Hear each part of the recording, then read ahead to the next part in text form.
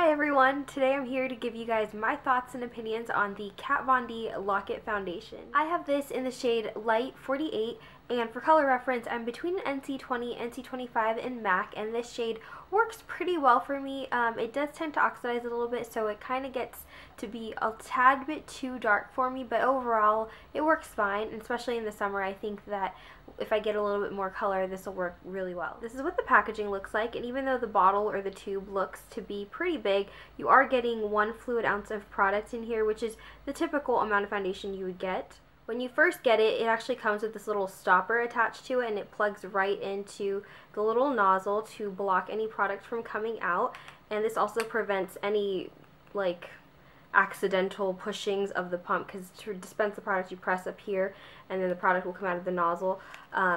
So this is nice because it prevents you from accidentally pushing it and product leaking out, so that's great, especially if you're traveling or if you keep your foundation in a makeup bag or something like that. But for me, for every day, I just leave it on my vanity like this because it is a little bit difficult to remove it and I don't want to lose this little guy. So a downfall for me is getting the packaging a little bit messy because I don't keep the little plug on there. The nozzle is open, and sometimes the leftover foundation, I'll find, like when I pick this up, I'll find that I'll see like foundation all around the bottle, which for me I don't really like because I like to keep my makeup looking clean and new, but it's really easy to clean off and it's just one of those things that I noticed. But it's not a big deal at all. I did go ahead and film myself applying this foundation so you guys can see me barefaced and as I'm applying it, to kind of give you guys an idea of what kind of coverage you can get with this foundation. Excuse the hair, it's wet, I just got out of the shower.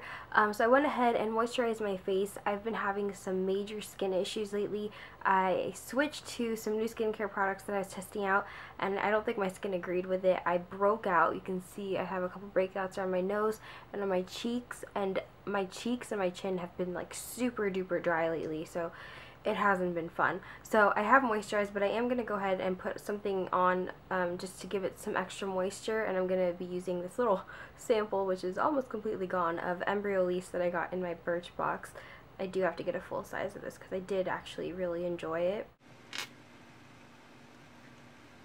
So I'm putting this mainly on the dry areas, like on my cheeks and on my chin, because what I've noticed with this foundation is that the coverage is really nice, but it does tend to emphasize texture on your skin. So if you have dry skin, if you have patchy skin, enlarged pores, it tends to sometimes make that very apparent, which is not what you want. So if you just moisturize really well, use a good primer, then usually you can avoid that. I'm also going to put on a little bit of foundation primer, and this is from Lancome Le Base Pro. Again, another sample from my Birchbox. I'm trying to use up my samples instead of hoarding them. And this I'm just going to put on areas that have more visible pores, like on my nose and on my cheeks. Okay, so I'm going to do half of my face so you guys can kind of see the coverage that you can get with this. I am going to be applying it with a damp Beauty Blender sponge that I've wrung out in a towel, so it's very not so damp. What I do like about this packaging for the foundation is that the pump is actually very controllable. You don't have to worry about squirting out too much product. You can actually control it very nicely, and normally a whole pump is enough to do my whole face. So I'm going to take just half a pump on my finger so I can do half my face. And it's a very thick foundation. You can see it's not going anywhere. And I just like to spread it out a little bit with my finger. Okay, so I spread that out, and I'm going to go back with my Beauty Blender and just kind of stipple it in.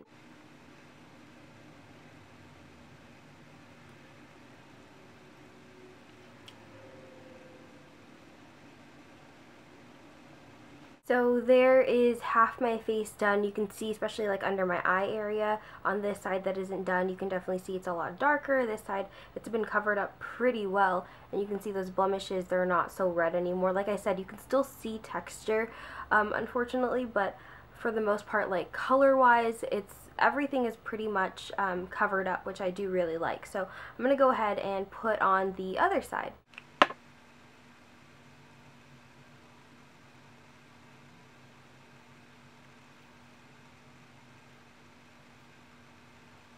And there's my whole face done. Normally on a regular basis I don't feel the need to go back and like conceal any of these blemishes, even though my skin has been acting up the past couple weeks. I don't actually go back and put on any concealer on my face. I will sometimes go back and put concealer on under my eyes just because I like that area a little more covered, but for the most part that's it, and I'm actually very happy with the coverage. I'm back and I have the rest of my makeup on. I did add a little bit of under eye concealer just because I like that area to be a little more covered, but I don't have any other concealer on my face. But I did set my foundation with a powder, and I like to do that with whatever foundation that I'm using because I do have oilier skin. I noticed with this foundation that around halfway through the day my nose will start to show some oils, so at that point I usually take an oil blotting sheet and I blot the oils off, or I will repowder my nose. But that's pretty typical for me with any other foundation. The coverage is still really good and lasts throughout the day. It's just that in my T-zone you can see the oils. I do still feel that this is a very long wearing foundation. The coverage doesn't disappear throughout the day. I actually like the way that it looks on my skin as it's had time to kind of sit and kind of melt, and it just gives it a really nice finish in my opinion. So having to blot my nose in the middle of the day is not a huge deal to me. I can deal with it because I love the coverage of this so much. If you're looking for a more full coverage foundation that's still pretty wearable for every day, I definitely recommend giving this a try. I think it works great for people with normal skin. If you have drier skin, definitely moisturize really well beforehand. Maybe use a primer. If you have oily skin, same thing. Use kind of like a mattifying primer to help with that. But overall, I think it is a great foundation. I have been loving it so far, and I just really, really enjoy the amount of coverage that I get with this. Obviously, if you don't need that much coverage, you probably don't need to look into this at all, but if you are looking to cover up any blemishes or dark spots or anything like that, I think this is fantastic. I hope you found this review helpful. Thanks so much for watching. I'll talk to you guys later. Bye!